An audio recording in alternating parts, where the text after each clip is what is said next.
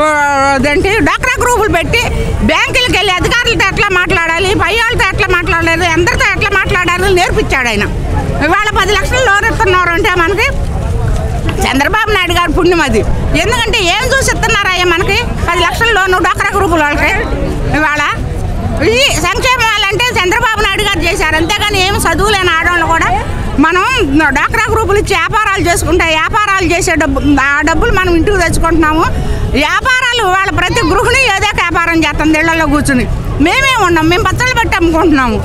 అట్లా చంద్రబాబు నాయుడు పొదుపు నేర్పాడు, వ్యాపారం నేర్పాడు, ఇతర దేశాలకు వెళ్ళి మార్కెటింగ్ చేసుకునే ఇది కూడా చేశాడు ఆయన. అదేవిధంగా చూస్తే ఆల్రెడీ 3 రాజధానులు పెట్టి 3 ప్రాంతాలు కూడా నేను డెవలప్ చేస్తానని ఆల్రెడీ ఏంటి ఒక్క ప్రాంతాన్ని డెవలప్ చేయలేకపోయాడు. 3 ప్రాంతాలు ఏంటి వాళ్ళు చేసేదాళ్ళు మొండ 500 కోట్లు.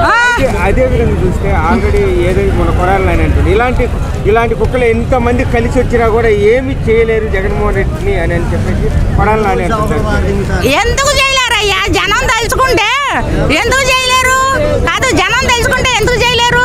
కొడాలని ఒక లెక్క, జగన్మోహన్ రెడ్డి ఒక లెక్క. చంద్రబాబు నాయుడు గారు ఇన్ని సంక్షేమాలు చేసి పోలవరం 75% పూర్తి చేసి అన్నీ చేస్తేనే జగన్మోహన్ రెడ్డిని తోసేశారు. ఇవాళ మరి జగన్ తోయడానికి పెద్ద విశేషమా? జగన్ ఏం చేస్తున్నాడని జగన్ ఉంచుతారు? ఆడవాళ్ళకి మాన ప్రాణ రక్షణ లేకుండా చేశాడు జగన్. అదేవిధంగా మన రోజా గారు కూడా అంటున్నారు త్వరలోనే బెయిల్ మీద వచ్చాడు, మళ్ళీ జైల్లో లెక్క పెట్టుకోవడం.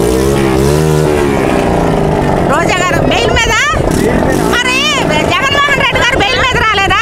జగన్మోహన్ రెడ్డి గారు 16 నెలలు ఉంది, ఆయన ఇప్పటికే బెయిల్ మీద ఉంటాడు కదా. 5 ఏళ్ళు అధికారంలో ఉంటే ఒక్క రోజునన్నా కోర్టుకు వెళ్ళాడా? ఆయన 16 నెలలు జైల్లో ఉండొచ్చాడు. ఇప్పుడు 5 సంవత్సరాలు ఎందుకు ఒక్క రోజునన్నా కోర్టుకు వెళ్ళాడా?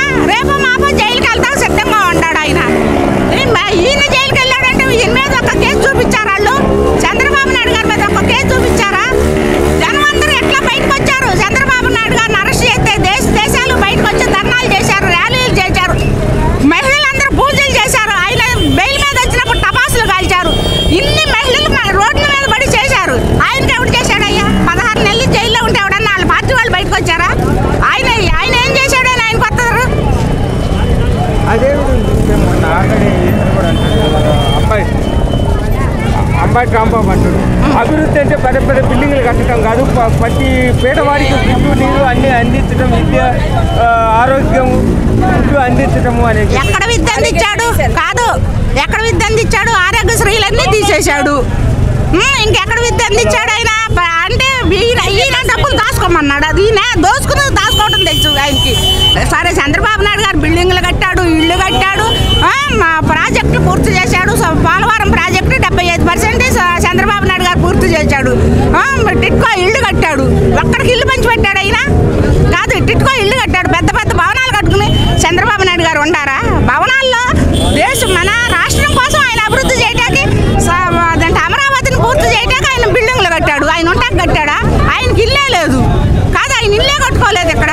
ఈయన వచ్చి తాడేపల్లిలో పెద్ద ఇల్లు కట్టుకుని నేను ఉంటున్నాను, నేను అభివృద్ధి చేస్తాను, నేను ఈ పనులు చేస్తున్నానని ఇక్కడ ఉండి ఆయన ఏం చేశాడు?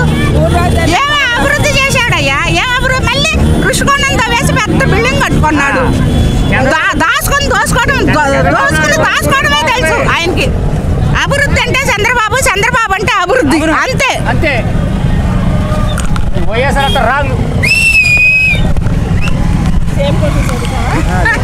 ఇంకా అయ్యే చెప్తే తక్కువ చెప్పలా.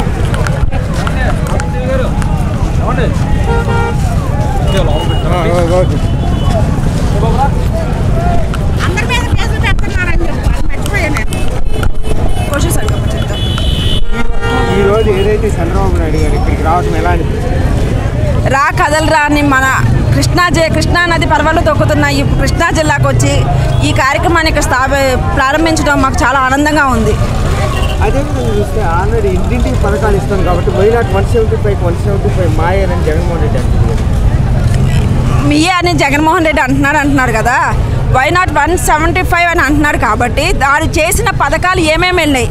నువ్వు తల్లి వందనం అని ఇచ్చావు, తల్లి వందనం ఇచ్చి 10,000 తల్లి ఖాతాలో వేస్తూ తండ్రి దగ్గర మందుకు మద్యానికి డబుల్ రేట్లు అమ్మేసేసి మద్యం లాగే మద్యం తరపున 10 రూపాయలు ఇచ్చి 100 రూపాయలు లాక్కుంటున్నావు. ఇక నువ్వు ఎవరికి ఇచ్చినట్టు?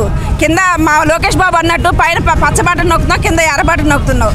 పైన 10 రూపాయలు వెళ్ళిపోతున్నాయి తల్లికి 10 రూపాయలు అకౌంట్లో వేస్తున్నాడు. తండ్రి దగ్గర నుంచి 100 రూపాయలు లాగుతాడు. ఇక ఎక్కడుందా నువ్వు ఇచ్చిన తల్లి దీవెన, విద్యా దీవెన ఇవన్నీ? అదేవిధంగా చూస్తే ఆల్రెడీ చంద్రబాబు నాయుడు ముసలోడు అయిపోయాడు, ఇంకా ఏం చేయగలుగుతాడు ఆయన అని చెప్పేసి సరే ముసలోడు అంటున్నారు. నువ్వు కొట్టిన ఏ కొబ్బరికాయ శంకుస్థాపన చేసావు కదా, ఒంగుని కొట్టావా లేకపోతే చేత్తో పైకి వంగేలా పైకి పెట్టి రాడ్లు పెట్టుకొని కొట్టావా? ఎవరు ముసలోడు? పరదాలు కట్టుకొని నువ్వు తిరుగుతున్నావా? బాబు గారు తిరుగుతున్నారా? పరదాలు చట్టం నువ్వు తిరుగుతూ మళ్ళీ బాబు గారు ముసలోడు